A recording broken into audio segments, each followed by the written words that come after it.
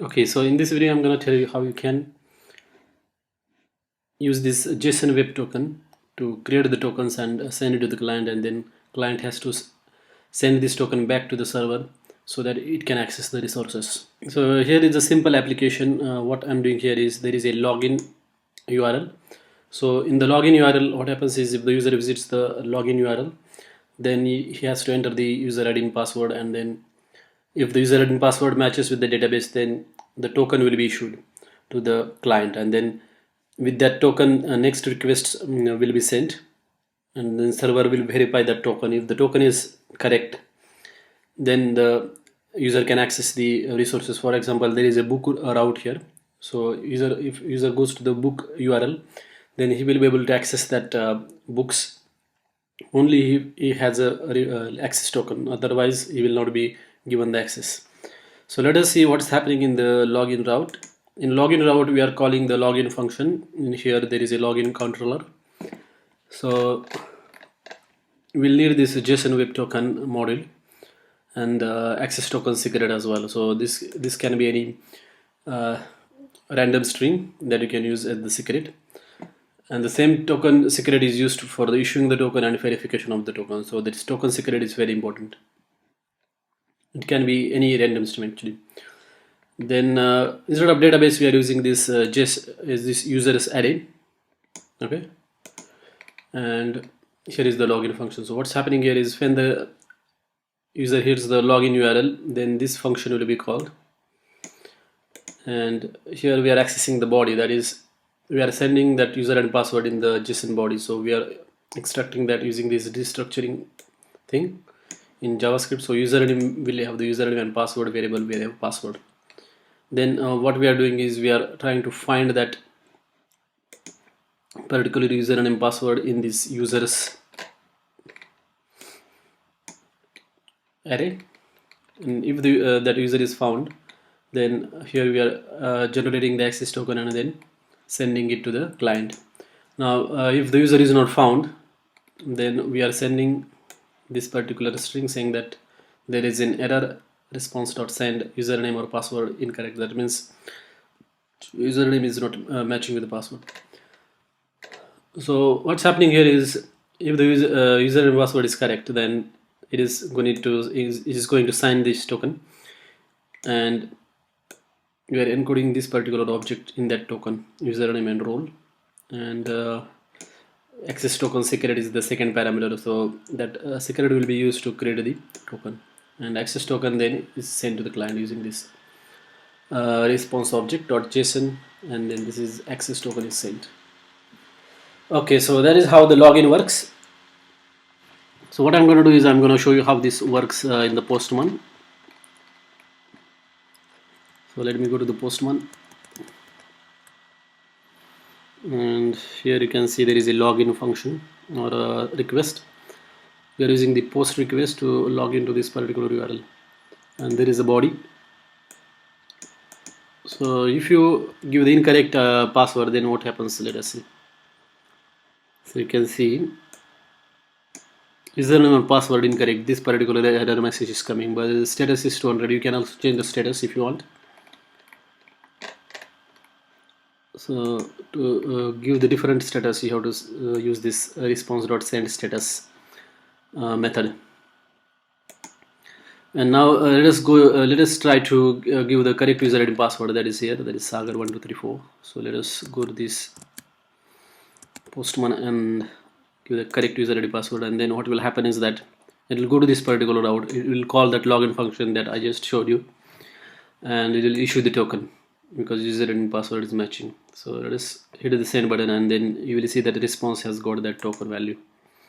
So you can see the access token is this one. And if you want to see what is there inside that token, you can go to this website called as jwt.io, and here you can paste that token, and this is the encoded token. If you want to see the decoded token, on the right hand side it shows what is there inside that token, what algorithm is used. So header contains the algorithm and token type, then payload contains the actual object that was encoded. So remember that we had encoded this particular object, username and role. So I'll show you that one. So if you go to the login controller, you can see what we encoded here. In the JWT sign method, we have encoded this username and role, and that is the payload. Actually, that is called as payload. After that, verify signature thing is there, so this is used to verify the signature.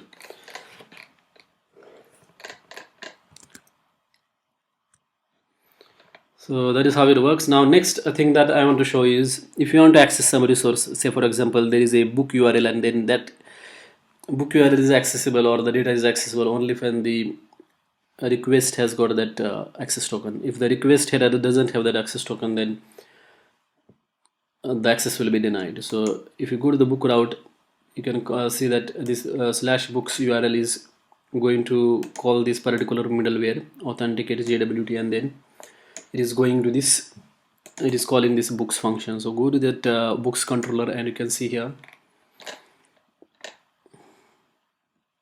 So we have got here authenticate JWT, that middleware. So that middleware gets called as soon as the /books URL is hit.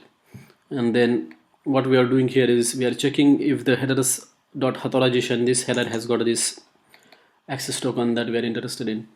So if authentication header or authorization header is there, then we are verifying that token, and if the authorization header is not there, then we are saying that you are not logged in, please log in. Or you can also send the status code, that is 401 unauthorized. So what's happening here is if the authentication or authorization token is available, access token is there in that header, then we are splitting that header with the space, and the second element in that array will be the token. And verify method is the method that you can use to verify the token. So here is the token, access token, secret is the one that we had used to create the token. So same token, access token, security you have to use to verify the token as well. And if there is an error, we're going to see this 403 forbidden error. So here we are setting this user property on this request object to the decoded username, and then the next function that will be called, this, that was the middleware, and the next function that will be called is this books function. So here we are trying to send that books data to the client. Now here you can check if the role of that particular user is admin, then you can do some other stuff. If the role is same, just they can just view and they can't edit, then depending upon that you can write the code here, like if the request dot user dot role is equal to say admin, then do some stuff, otherwise else do some other stuff. So something like that. So that is how you can restrict or protect the resources as well with this particular methodology. Now what I'm gonna do is I'm gonna use this particular access token and then go here to get the books, and in the authorization I'm gonna use the bearer token and paste that one, and then click send. So here you can see we get the list of books there.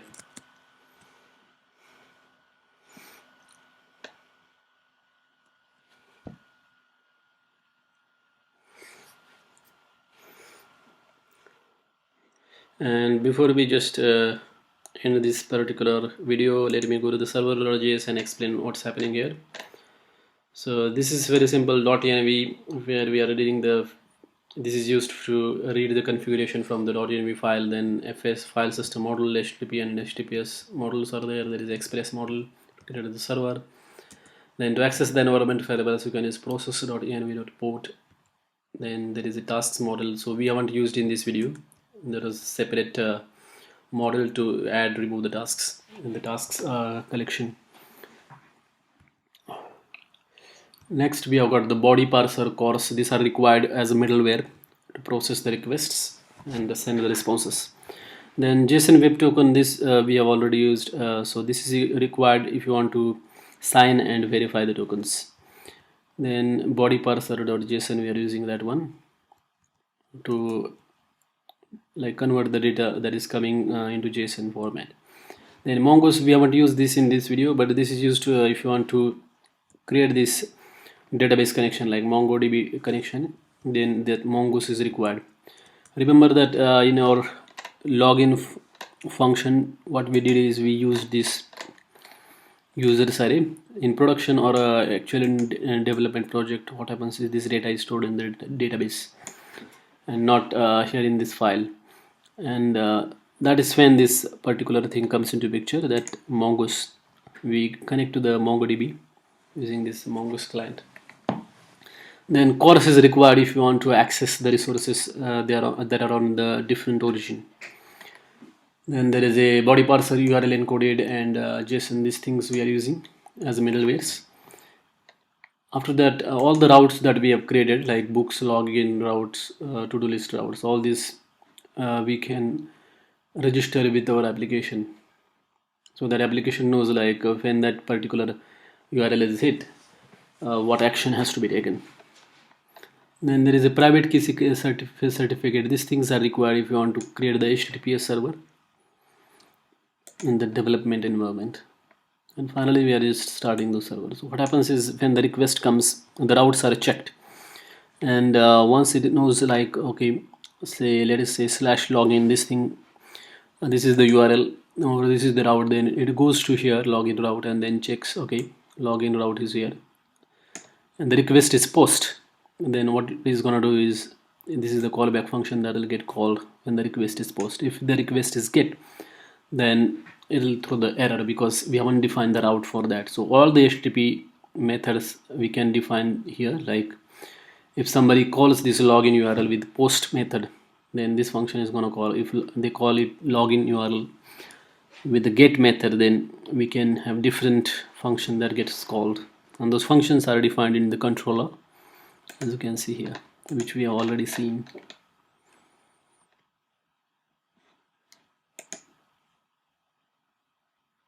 So that's it in this video. If you have more questions, let me know through the comments. Thanks for watching this.